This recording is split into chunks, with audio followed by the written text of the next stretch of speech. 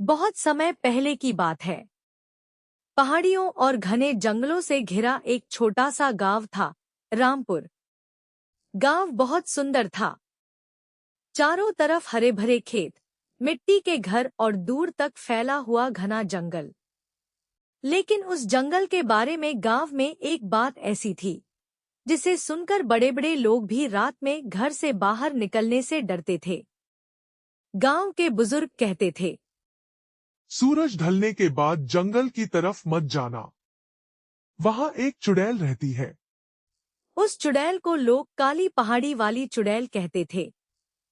कहते थे कि रात के समय जंगल से किसी औरत के रोने की आवाज आती थी, और अगर कोई उस आवाज का पीछा करता हुआ जंगल के अंदर चला जाता तो उसे वापस आने का रास्ता नहीं मिलता था।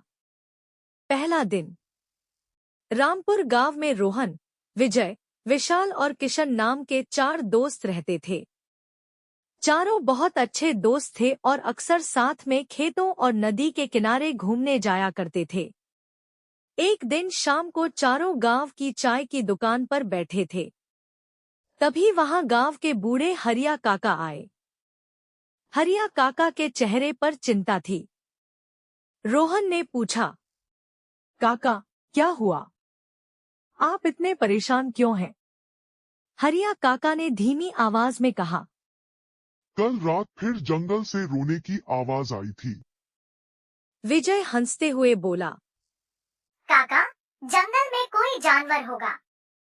हरिया काका ने विजय की तरफ देखा और बोले, जानवर की आवाज और इंसान के रोने की आवाज में फर्क होता है बेटा। चारों दोस्त चुप हो गए। काका ने आगे कहा, और याद रखना, सूर्यास्त के बाद जंगल की तरफ मत जाना।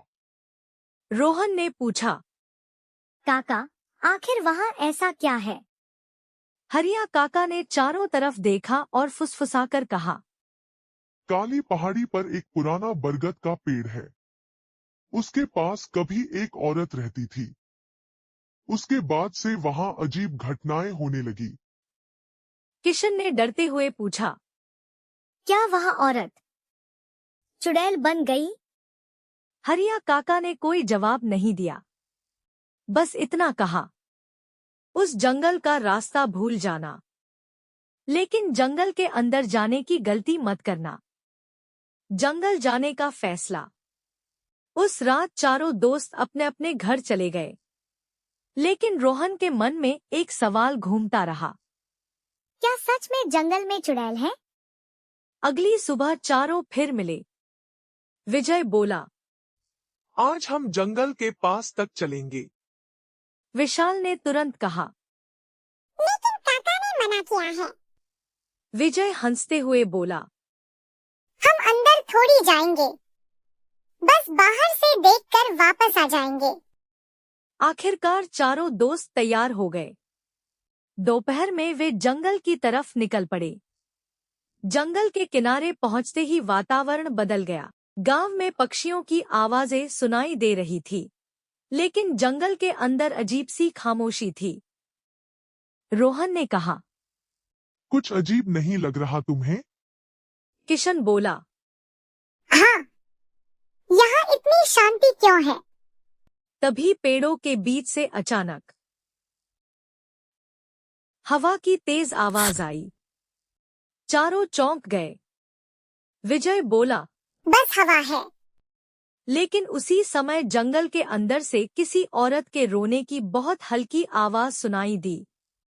बचाओ, कोई है।